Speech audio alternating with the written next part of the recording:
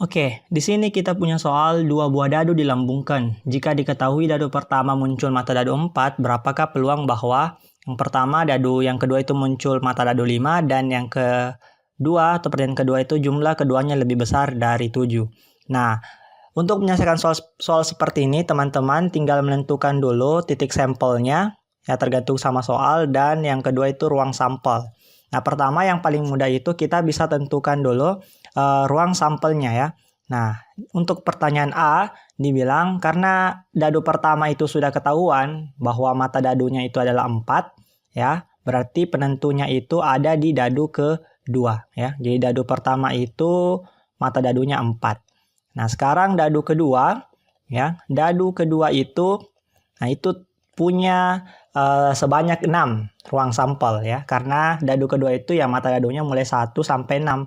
Berarti dia punya ruang sampel itu sama dengan 6.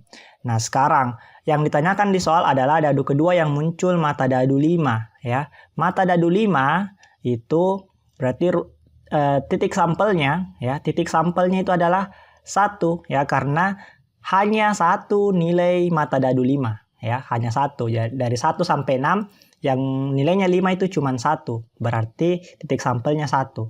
Nah, sehingga untuk peluangnya, nah, peluang A, maka ini kita dapat titik sampel dibagi dengan ruang sampel.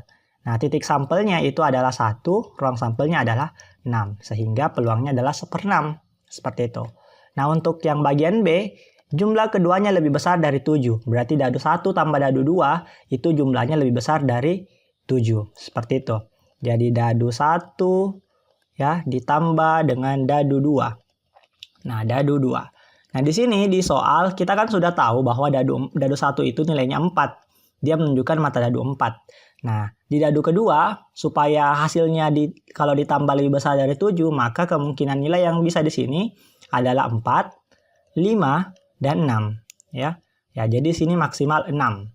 Nah, sehingga kita bisa menentukan bahwa titik sampel ya pada soal bagian B ini adalah ya kombinasi dari 44, 45, dan 46. Berarti ada 3 ya. Ada 3 titik sampelnya.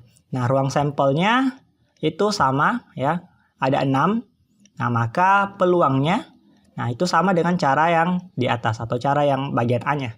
Jadi kita tinggal bagi titik sampel dibagi dengan ruang sampel. Titik sampelnya 3, ruang sampelnya 6. Nah, kita sederhanakan sama-sama bagi 3.